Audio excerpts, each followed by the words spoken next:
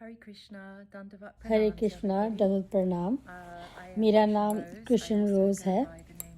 मेरा नाम कृष्णा वल्लभा भी है, जो वैष्णव नाम मिला है मुझे दीक्षा लेने पर। मुझे अपने गुरु ने दिया था, भक्तिवेदांत नारायण महाराज जी ने। और मैं बहुत ही भाग्यशाली थी कि मैं गुरु जी से मिली। 1995 में मिली, 1995 में। और मैं उनके साथ मैंने यात्रा भी करी और उनके पास भी रही मैं। और उनके जो एकदम निकट भक्त थे, उनके साथ मैंने संग करा। और मेरे हृदय में बहुत ही उनके लिए प्रेम है और उन्होंने मुझे दीक्षा दी है। मैं अपनी बातें कुछ बताना चाह रही थी, कुछ कहानियाँ, कुछ स्मृतियाँ जो गुरुजी के साथ मैंने बताई, जो मेरे सतगुरु थे। ऐसा अनुभव हुआ था जैसे कि कोई जीसस क्राइस्ट के पास या जीसस क्राइस्ट के साथ चल रहा हो। मैं ऐसे ही इसको समझाना चाहूँगी। इतना अनुभूत एक्सपीरियंस मेरा तजर्बा था गुरुजी के साथ। गुरुजी के साथ रहना, और इतने शुद्ध संत थे, वो सीधा भगवान के धाम से ही आए थे। एक दिन मैं रिक्शे में बैठी और उनके मंदिर में गई पहली दफ़ा। जैसे ही मैंने सड़क पार करी, मुझे इतनी गंभीर पूर्वक खुशबू और उस मंदिर का एहसास होने लगा कि मुझे लगा कि यहाँ पे बहुत ही कोई गंभीर पूर्वक संत महात्मा है। तो मुझे पता था कि यहाँ पे कोई बहुत ही गंभीर कोई संत महात्मा यहाँ पे रहते हैं। मैं सीढ़ियाँ चढ़ी और जैसे सीढ़ियों से बाहर आई तो मैंने देखा गुरुजी वहाँ पे खड़े थे। मैं अपनी 5-6 दोस्त मित्रों के साथ गई थी, जो मुझे वृंदावन में ही मिले थे। तो गुरुजी ने मेरी तरफ देखा, उंगल करके कहते, हे तुम इधर आओ। तो मैं उनके पास गई, भाग के गई मैं।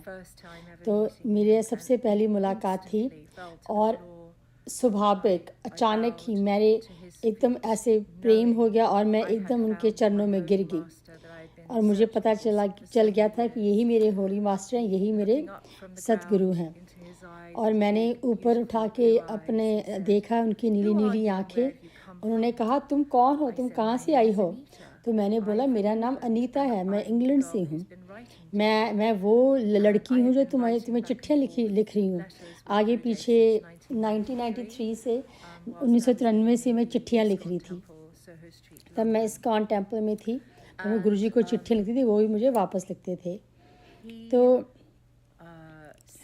उन्होंने कहा, तो तुम कहाँ थी इतने देर? मैं तुम्हारी बहुत प्रतीक्षा कर रहा था, बहुत दिनों से।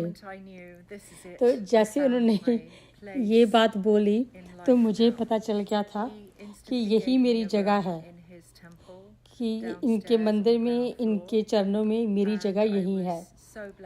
तो मुझे इतनी इनके आशीर्वाद मिला कि मैं वहाँ पे गुरुजी के साथ रह सकी।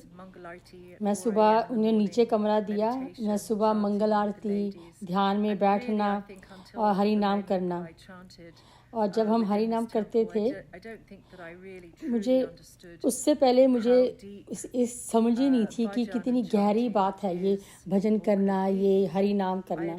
मुझे इस बात का एहसास नहीं था। मैं तो ऐसे ही चलती फिरती करती रहती थी।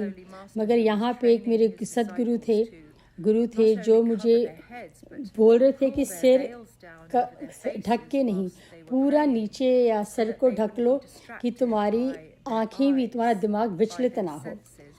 तुम बंद तो अपने दिमाग को, अपने मन को एक साथ करके हरि नाम करो। ऐसे लग रहा था जैसे कि भगवान का ये फ़ोन नंबर है, हम हरि नाम करेंगे और सीधा कनेक्शन भगवान के साथ लग जाएगा, हमारी तारें जुड़ जाएंगी। हम भगवान को नाम तो लेते हैं, भगवान को हम देख नहीं सकते। हम पता क्यों नहीं देख सकते भगवान को? क्योंकि हम खुद बंदिश में हैं। हम ये मद लोभ माया में हम बंदिश हैं और हम अभी हर चीज़ को भोगना चाहते हैं। कहते हैं मर के स्वर्ग मिलता है, तो हमेशा यही बात हुई है, संत महात्मा कहते हैं कि मर के स्वर्ग मिलता है। इसका मतलब ये नहीं कि तुम्हें सच्ची मुच्ची मरना पड़ेगा। वो कह रहे हैं अपनी मद लोभ माया इन सब चीज़ों को मारो तो जाके तुम्हें स्वर्ग मिलेगा। तो क्योंकि ये सब चीज़ें जब हम छोड़ देंगे हम भगवान के निकट चले जाएंगे। भगवान तो बहुत ही प्यारे हैं, क्योंकि जब तक हमारे अंदर ये मद रहेगा हम भगवान को नहीं पा पाएंगे। तो जैसे कि हम जैसे कि सांसें ही रुक जाएं, क्योंकि इतना सुंदर है भगवान को देखने पे, मगर कोई ऐसा शब्द नहीं है जो भगवान की तुलना कर सके, भगवान के समझा सकें भगवान कितने सुंदर हैं। ऐसा कोई शब्द ही नहीं बना। ये सब मैं कह के तो मैंने गुरुजी के साथ बहुत यात्रा भी करी। उन्होंने मुझे बहुत सारी उन्होंने मुझे आशीर्वाद दिए और उन्होंने मुझे हर चीज़ बताई, कैसे मुझे एहसास दिलाया बातों का। इतनी वो गंभीर रूप में बातें बताते थे। वो हमेशा लोगों को छुटकाना चाहते थे ये शरीर से जो पीड़ा में है। जैसे कि हम एक दफ़ा नेशनल पार्क में गए 1996 में, वो सबसे पहली दफ़ा भारत से या विदेश अमेरिका में आए थे। हम इतनी बड़ी जंगल में हम चल रहे थे, बहुत सुंदर सुंदर उसमें वृक्ष लगे हुए थे। तो गुरुजी बहुत ही गंभीर मूड में थे। तो एक पेड़ गिरा हुआ था, बहुत बड़ा पेड़ था, वो अंदर से खोखा था। गुरुजी कहते मेरे साथ चलो, हम ये पेड़ के अंदर जाएंगे। और वो ऐसे बच्चों की तरह बड़े ही खुशी से अंदर जा रहे थे। तो उनको हमेशा ये पता होता था हर आदमी को क्या चीज़ बोलनी है, और ऐसी बात बोलते थे जो उस आदमी को सुननी होती थी और तुम्हारा हृदय एकदम ऐसे आकर्षण कर लेते थे। तो ये ऐसी चीज़ें उसी के पास होती हैं जो सीधा भगवान के धाम से आया हो। हाँ, जो तुम्हारे हृदय को आकर्षण कर सके वो भगवान के धाम से ही आया है। तो कहते थे मैंने तुम्हारा दिल ले लिया और मैंने अपने जेब में डाल दिया, और बहुत ही प्यार से ऐसी बातें कहते थे। तो एक दफ़ा ऐसे भी कहते थे कि मैं एक फूलों की माला परो रहा हूँ, तुम सारे लोगों को फूलों की तरह मैंने परो लिया है और तुम्हें मैं राधा रानी के चरणों में दर्पण दे दूँगा। तो क्योंकि वो हमेशा हमारी परवाह करते थे। तो हम ये जंगल में चल रहे थे, तो गुरुजी फिर से बड़े ही गंभीर मूड में चले गए, और फिर उन्हें रुके थोड़ा और थोड़ी बात करी, और कोई आया तो किसी को ऐसे आशीर्वाद दिया। गुरुजी ने कहा ये पेड़ 5000 सालों से यहीं खड़े हैं और इतने ये पीड़ा में हैं, इनको मुक्ति चाहिए। तो मुझे बहुत बुरा लग रहा है उनके लिए कि 5000 सालों से यहीं खड़े हैं। तो जहाँ पे हमें खूबसूरती दिखती है, गुरुजी को वहाँ पे पीड़ा दिखती है। गुरुजी को ऐसे उनका मन करा था उनको पेड़ों को आलिंगन करें, मगर यहाँ पे मेरे गुरु दिखा रहे थे कि उनको मुक्ति चाहिए, कि जो हम बाकी के लोग देख नहीं सकते, क्योंकि जो गुरु होते हैं उनको सत्य दिखाई देता है। और ये हम सब में भी वो यही चीज़ देखते हैं, हमें नहीं देखते, वो हमारी दर्द देखते हैं। तो गुरुजी ने ऐसे कुछ प्रार्थना करी कि उनको मुक्ति मिल जाए। कुछ समय के बाद तो सुनने में आया कि वहाँ पे आग लगी और सब के सब वो जल गए पेड़। एक दफ़ा और ऐसा हुआ, हम एक बोट राइड पे गए थे वेल्स और डॉल्फिन्स देखने के लिए। तो हम थोड़े से लोग बोट में गए, तो बहुत ही सुंदर था वो गुरुजी के साथ। तो गुरुजी ने कहा तुम सब मेरे साथ आ रहे हो, कि मैं कप्तान हूँ इस किश्ती का, नाव का, और मैं तुम्हें सब अपने साथ लेके जा रहा हूँ। जो लोग बहुत दूर दिखाई दे रहे थे वो नाव से, वो कह रहे थे कि क्योंकि मैं उनको देख पा रहा हूँ इतनी दूरी से, मैं उनको भी अपने साथ लेके जाऊंगा ये नाव पे, जो इतने दूर थे। और वो भगवान गुरुजी उनकी बातें भी कर रहे थे जो इतने दूर थे, जो कभी गुरुजी से मिले भी नहीं थे और इतने छोटे छोटे नज़र आ रहे थे। तो ऐसे होते हैं जो गुरु होते हैं। जीसस क्राइस्ट भी ऐसे ही था, क्योंकि इतनी हृदयता, इतना दीन भाव होता है इनमें।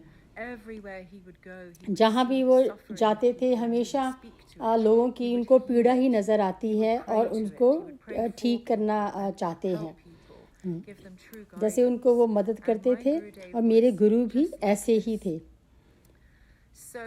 तो मैं बस ये कुछ चीज़ें ऐसे बताना चाह रही थी जो मुझे स्मृतियाँ हो रही हैं। जब वो उन्होंने शरीर छोड़ा और यहाँ से चले गए,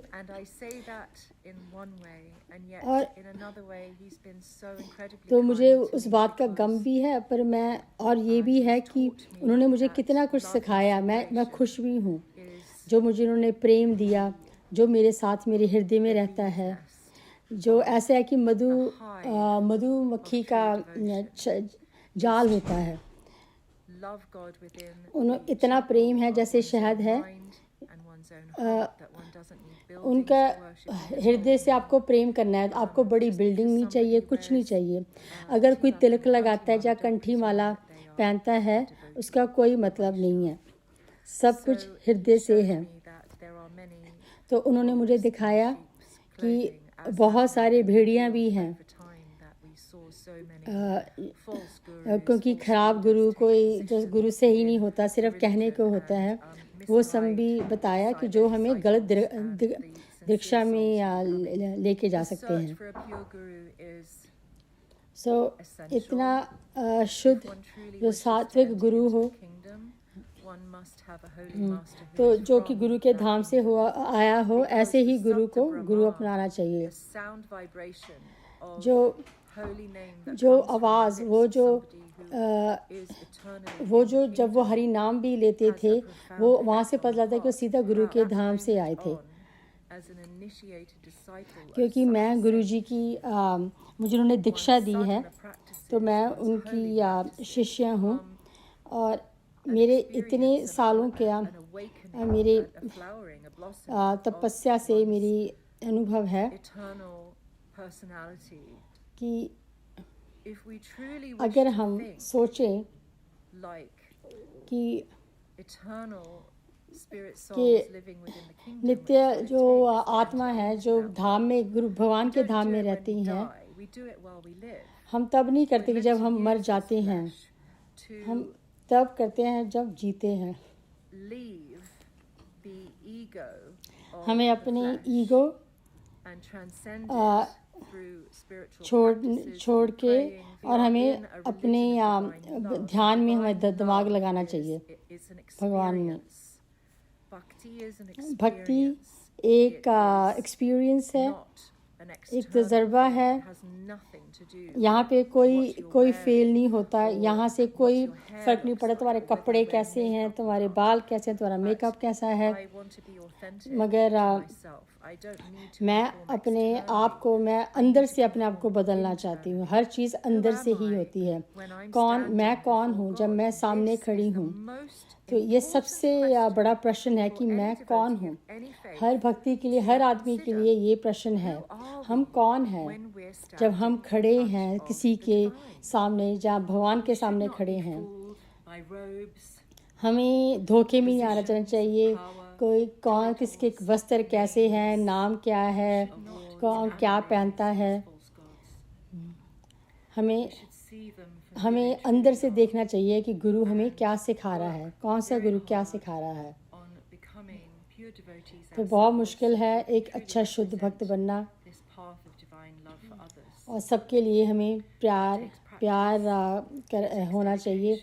ये इसमें बड़ा प्रयास करना पड़ता है, और काफ़ी सालों की ये यात्रा है, और बहुत सारे आंसू बहाने पड़ते हैं।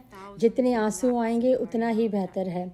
अगर एक आंसू 1000 हरि नाम की के जैसा है। तो केकी वर बैठ के घंटे घंटे तुम हरि नाम कर रहे हो, एक आंसू बहा लो, वो 1000 हरि नाम के बराबर है। जैसे पानी आपके गाल के ऊपर गिरेगा, उसमें बहुत शक्ति होती है, तुम्हारा हृदय साफ हो जाता है और ये तो तुम्हें अंदर से तुम्हें हिला देता है, तुम्हें भगवान की तरफ लेके जाता है। जब हम ऐसे प्रार्थना करते हैं, हमें वो मदद करता है कि हम आगे बढ़ें, भगवान के लिए आगे बढ़ें, गुरु के लिए आगे बढ़ें।